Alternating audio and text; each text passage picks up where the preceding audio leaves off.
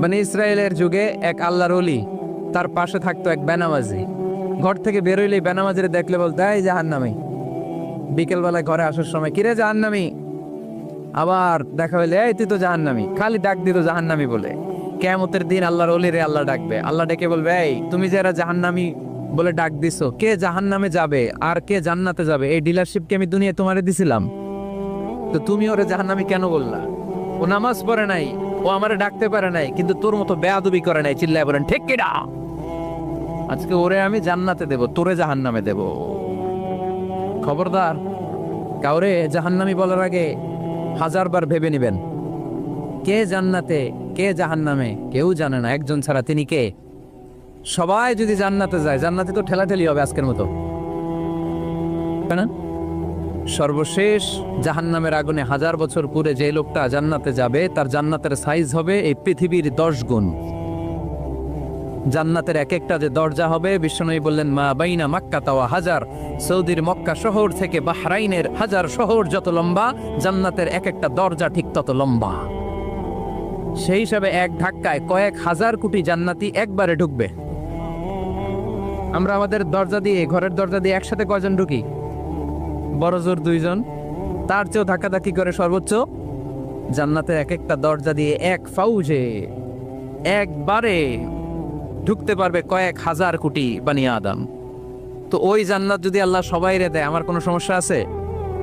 এজন্য ইবাদত নিয়ে যেন আমরা কখনো অহংকার না করি, ইলম নিয়ে যেন কখনো অহংকার না করি। আমরা যেন বিনয়ী হই, আমরা যেন নিচু হই। কেউ নিচু হতে চাইলে আল্লাহ তারা টেনে ওঠায়, আর কেউ উপরে উঠতে চাইলে আল্লাহ থাপ্পড় মেরে জামিনে গেড়ে দেয়। চিল্লায় বলেন ঠিক কিনা? সাইয়েদনা আদম আলাইহিস সালাম ভুল করলেন, ক্ষমা চাইলেন, ক্ষমা করে দিল কে? এজন্য আমাদেরও যদি ভুল হয়ে যায়, আমরা আল্লাহর কাছে মাফ চাইবো। মাফের দরজা খোলা আছে না নাই?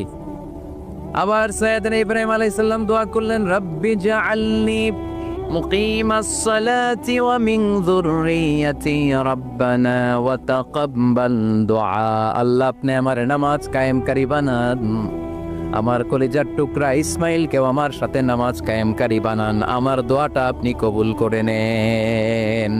সালাতে কায়েম করো, সালাতে কায়েম করো, হবে সম্মানী তুমি, হবে জান্নাতি তুমি, হবে সম্মানী তুমি, হবে জান্নাতি তুমি।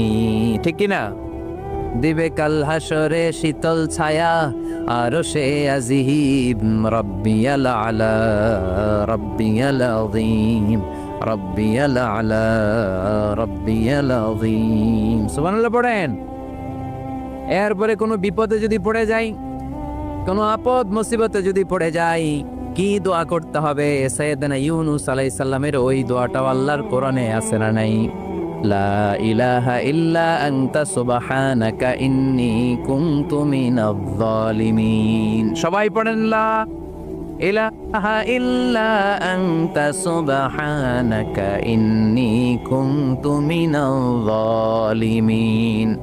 লা ইলাহা ইল্লা আনত, আপনি ছাড়া কোনো ইলাহ নাই, সুবহানাক, আপনি পবিত্র, ইন্নী কুনতু মিনাজ জালিমিন, আল্লাহ আমি জুলুম করেছি, ভুল করেছি, অন্যায় করেছি, আপনি ছাড়া বাঁচানোর কেউ নাই। ঠিক কি না?